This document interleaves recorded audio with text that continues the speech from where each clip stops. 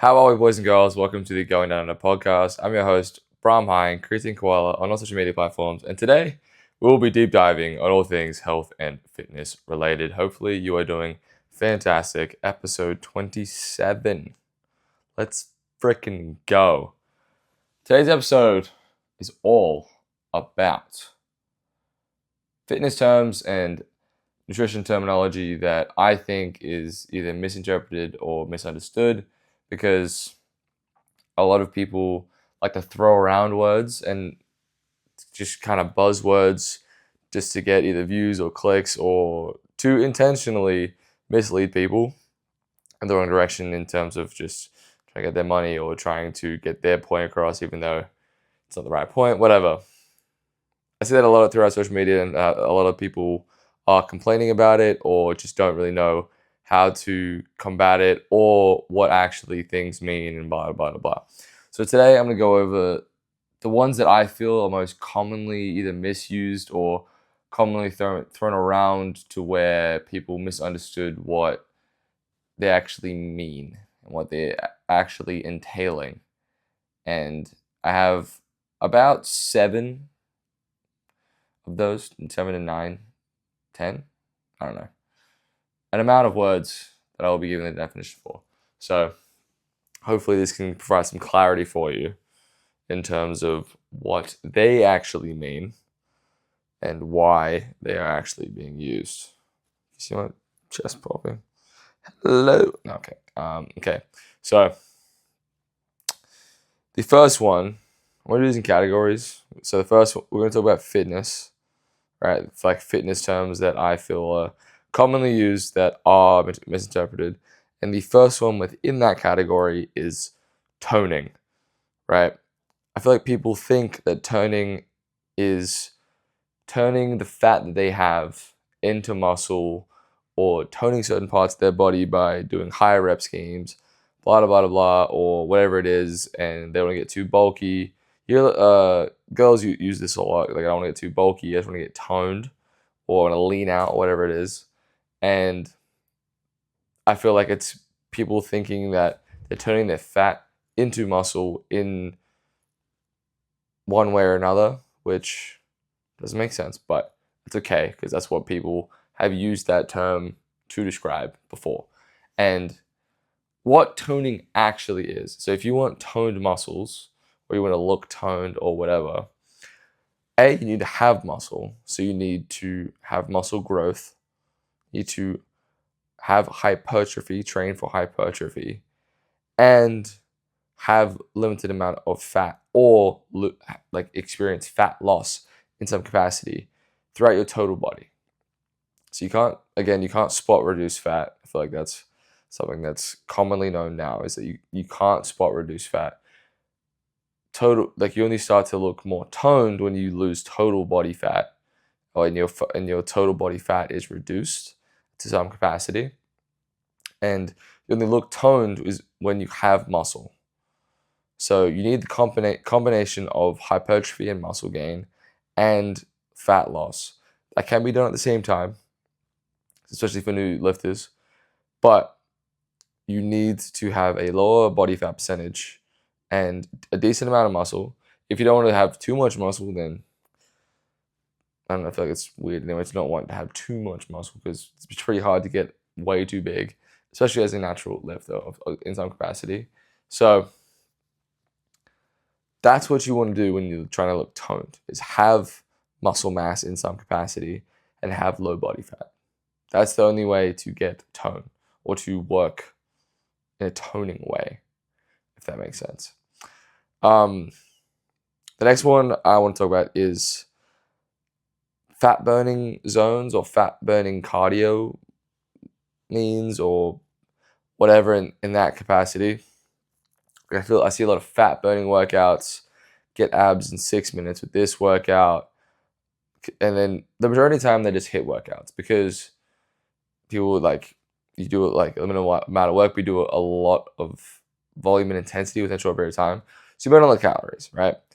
You also see the flip of it, saying that the fat burning zone is zone 2, so you burn more fat during that zone, which isn't inherently wrong, but people misinterpret that as if I do this, I'm going to lose body fat. That's not how that works. The only way to lose body fat is through caloric deficits, through caloric means through intaking less than your body is putting out. Now, fat burning zones are interesting because if you do more of them, it doesn't necessarily mean that you burn more fat. So your body is using fat that is stored for the energy, and that sounds like that you're using the fat. There's a fly. Sorry. It sounds like that you're losing fat specifically through that means, but that's not how that works.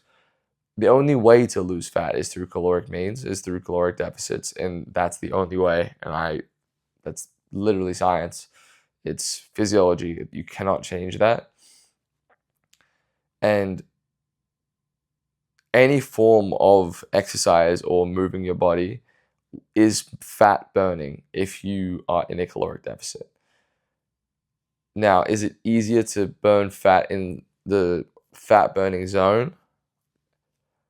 I would say possibly, because it's kind of the happy medium to where it's not drastically hard enough to burn you out like a HIIT workout would. A HIIT workout is pretty intense. You can only do a few of those a week if you aren't trained for them. And you're able to do pretty fat burning zones or cardio means pretty often without detriments in other ways. And that's why they're pretty beneficial to do. Like a lot of zone 2 work, a lot of zone 1 to 3 work is good for that because it's not extremely high intensity, but it's high enough intensity to where you're burning more calories than you would if you were just to do zone 1 work, right? So don't believe it when you hear this is a fat burning workout or you will burn fat through this workout. That's not how that works. You burn calories, you expend energy through any form of work, and then you lose body fat by that work plus being in a caloric deficit, plus eating enough protein, plus resistance training. That's how you lose more fat and maintain your muscle. Okay. Now that that rant's done, I feel like, people may not agree with me, I feel like cardio, the term cardio or cardio fitness, whatever, I feel like that term is misunderstood in terms of people think that you need to be doing running or incline walking or HIIT exercise or biking to do cardio. Whereas cardio, in its simplest form, is just anything that's going to increase your heart rate to a certain extent that is above the baseline of your cardio, which is your resting heart rate, your baseline, like resting heart rate, in which you are working your cardiovascular system, which is just your heart, lungs, all that jazz, and is providing benefit towards that system. It's working it to a point to where it needs to adapt. So that's anything that increases your heart rate even slightly, right? Not even slightly, sorry, to a certain extent, to a decent extent. So that can be walking the dog, that can be doing household chores, that can, okay, I'm not saying that household chores is cardio, like, no, okay, I take that back. The household chores is not cardio, sorry, take that back. But it can be any form of that. It can be stair, walking, it can be all those things that I did state, but it's not limited to those things. It can be playing basketball, it can be playing soccer, be playing around with the kids, it can be playing around with your friends, like how that sounded, or any form like that. That is considered cardio, and it is. Is it necessarily strict on purpose cardio? No, but does that mean it's not cardio? It is. It 100% is. So that does have to be factored into things when you're trying to factor in the cardio that you're doing. And just because you didn't do your on-purpose cardio, like you didn't do 20 minutes of your Stairmaster or whatever, but you played pick-up soccer for an hour, doesn't mean you have to do both. Can you do both? If you really, really want to. but you're doing a lot either way, and you're doing the cardio, so you don't have to overkill and do too much. Okay, so that's my random cardio. The last one I feel like is pretty misunderstood in terms of fitness is functional training. I feel like there's a lot of people who think that functional training is kettlebell exercises and using Bosu balls and doing strange things to get functional athleticism or blah blah blah blah. And people hate on bodybuilding, or bodybuilding hates on functional training because like, oh, it's stupid, it's pointless or whatever. And then functional people are like, well, you just look stupid, you can't even use the muscle that you have. It's both of those arguments are stupid in my opinion, because bodybuilding movements are just resistance training movements, which is just moving things in certain directions, which does mimic real life, doesn't mimic it exactly, no. Functional training doesn't either. Kettlebell swings aren't a like exactly fundamental life movement. Let's get real into it, I guess. But functional training is just anything that mimics your real life activities to an extent to where it's going to prevent injury and or improve performance. So things like shoulder presses, it's a functional movement because you do a lot of overhead things, you do a lot of pressing things. Deadlifts, technically, yeah, because you're lifting things from the ground, or like a low squat is a functional movement because you do that in day-to-day movements, or even like box squats, something like that. Kettlebell swings, not necessarily, but kinda, right? All working through different ranges of motion, because that's something that's very, very important. And then you don't have to use a kettlebell for either of those things. You have to use a dumbbell. But you can do both to get the same results. Okay, so that's all functional training is something that mimics your real life movements. And there's functional aspects to most parts of training, but it's just some people try to take it too far, saying that you need to train functional to be healthy. You shouldn't train to be healthy, dog. Like, most things are functional in their own capacity. That's all it is. Okay, so moving on to nutrition. So the biggest one that I see thrown around, the biggest word, is metabolism. The metabolism of someone's body, I feel like, is a very sore subject, because some people are like, oh, I have a slow metabolism, I have a fast metabolism. Try this energy shot of ginger, turmeric, and piss to speed up your metabolism. Shut up. It's not true. You can't speed up your metabolism per se, because your metabolism is just the sum of your body's energy uses. It's all of your body's processes, all the things that go on in your body. That's your metabolism. What people are meaning by increasing your metabolism or increasing your blah, blah, blah, blah, is they mean your total daily energy expenditure. That's what they're trying to insinuate. They're saying, oh, improve your metabolism by walking 10,000 steps a day, blah, blah, blah, blah. That's not improving your metabolism. That's just increasing your energy expenditure in a day. So that in turn will help you burn more calories, and then you will be able to either eat more or lose weight better because you're burning more calories in a day. That isn't because of you increasing your metabolism. Everyone's metabolism is determined by their genetics and a bunch of other genetic related factors like age, diseases, all that kind of stuff. And they rarely change over someone's lifetime. The increase is obviously from when you're a child to when you're an adolescent to when you're a teenager to when you're an adult. And then once you hit a certain age, it's like 21 to 24, it stays roughly the same and has a slow decline over your lifetime, and then decreases by maybe around 150 to 200 calories from when you're age 20 to when you're about age 80. It's very slow. What happens with people's metabolisms? Sorry, I just did the thing. What happens with people is that they think their metabolism is decreasing when, in general, as you grow older, your physical activity decreases. So when you're younger, you're a lot more spry, you do a lot more things, you walk a lot more, you're a lot more active, you're a lot more jumpy, whatever. When you grow older, you don't do that as much, you settle down, you calm down, you sit a lot more, become more sedentary, you don't move around as much, you don't play as many sports, you don't interact outside of the world as much as some people like to think. So your total daily energy expenditure goes down. That's what is tanking your metabolism per se. That's what people are meaning. So metabolism is something that people throw around a lot in terms of they don't know exactly what it is. They just think that if I say this increases your metabolism, people are going to listen or people are going to do it. It's not true. Okay. Moving on to the next one is detox. I see a lot of detox drinks, detox diets, blah, blah, blah, blah.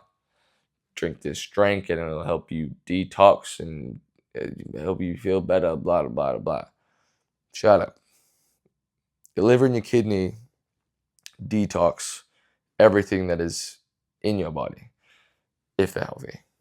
I'll preface that like you cannot force a detox in your body because your liver and kidney, that's literally their jobs, is to detox any chemical. That's why alcohol is detoxed when it goes to your liver and through your kidneys and all that kind of stuff. There's no special thing that will detox you or help you feel detoxed or whatever the frick it is. I don't know. That isn't a thing. So if you see a detox drink or a blah, blah, blah, blah, whatever from your favorite health guru, it's not a thing. It's not a thing. It's not true. Like just because it's chucking in cucumber, celery, half of an apple, and mineral water and blending it, it's not a detox drink. It's just a drink that has a lot of vitamins and nutrients in it, I guess, if you think about it in that way. That's the only way. That's the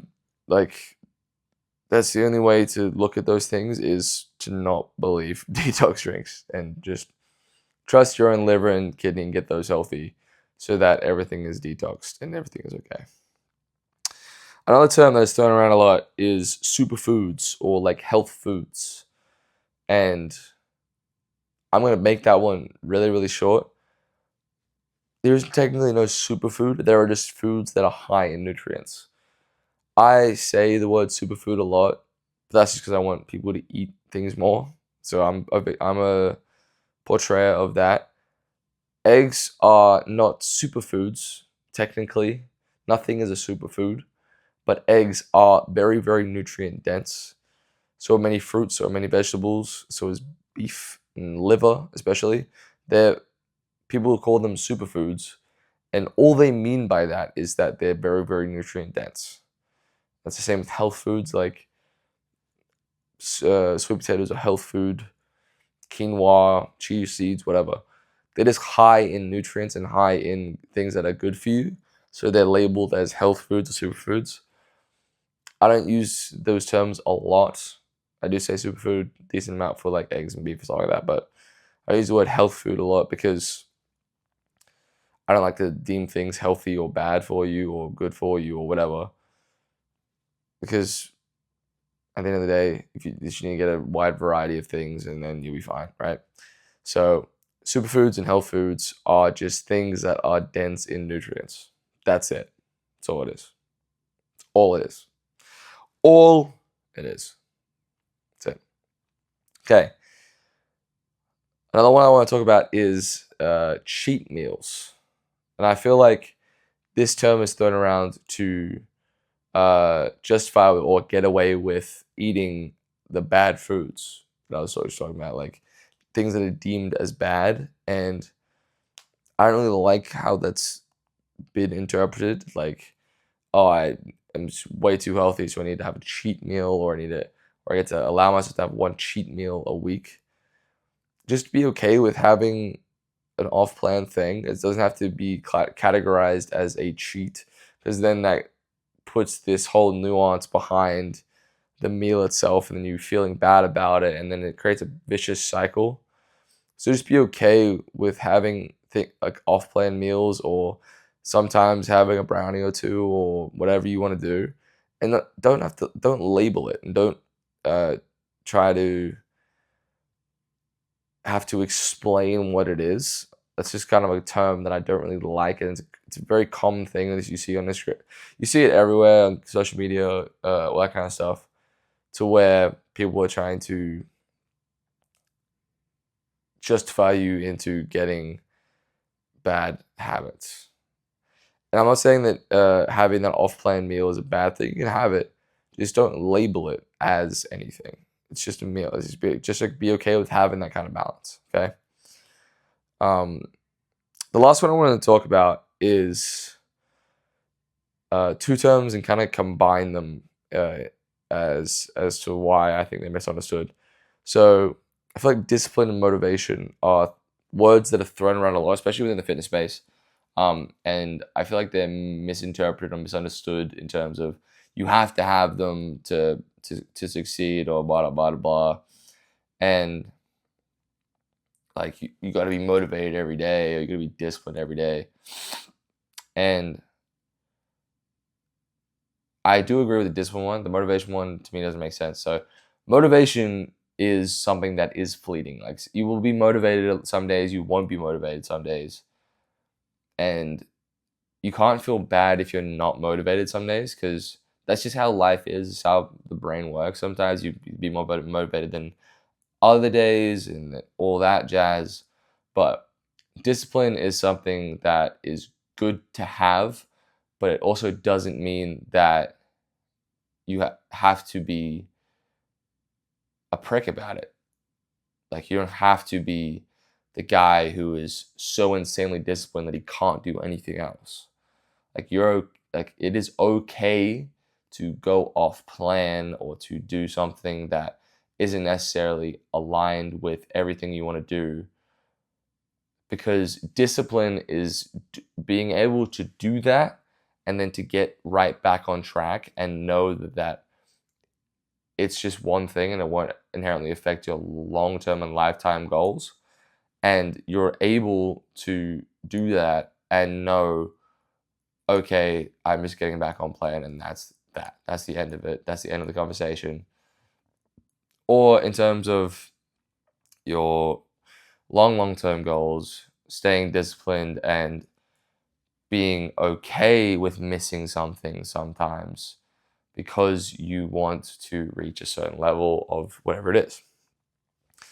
And those two terms are kind of chunked together sometimes, like discipline and motivation, whatever. But it is very, very important to be disciplined, and motivation is a very good thing. It's also something that doesn't have to be demonized, like, oh, motivation is why people lose, and discipline is why people win. I wouldn't agree with that. I think motivation is something that is a very good Kickstarter. It's a very good ignition to the flame, and the discipline is what keeps the flame going. Is that hard? Did I think of that, or did I take that? I might have taken that. I don't know. I think I thought of that in my head. Might have heard it before that. But motivation is something that is very, very good to get people in line. A lot of people's fitness journeys start because of motivation, and then people stick with it and get to their goals because of the discipline. And some people take discipline too far, and I've been a victim of that in the past. I've taken discipline too far. I've not enjoyed times with friends, times with family. I've not enjoyed meals or experiences, just because I thought I was being disciplined, but I was just kind of being stubborn about my goals. And you don't have to do that. You can enjoy your time as long as you are actually disciplined, and then go back to what you need to do. And that's all I wanted to say on those two things. So that'll be it for me. That'll do it for me. Hopefully you enjoyed the episode, and hopefully you have some more clarity on some of these terms. And if there are any, I can probably do another episode on this, because there's hundreds, if not thousands, of terms that are misinterpreted or misused. So I probably will do another episode on this. If you have any questions or have any inquiries about certain words, certain phrases that are used commonly within the fitness space, send them through. Send them my way. I can hopefully provide some clarity for you in those situations. And I will see you next week. Also, I'm going to release this episode on the 2nd of July. So, happy 4th of July to everyone who celebrates. And if you aren't from the US, celebrate anyway. I don't care. Do it. You do what you want. You don't have to, but I'm giving you a free pass to do it. Even though I don't really have a pass to give for 4th of July, but I'll give it to you anyway. So, I'll see you next week for episode 28. And wow, 28, that's crazy. And hopefully you have a absolutely wonderful day. And I'll see you next week.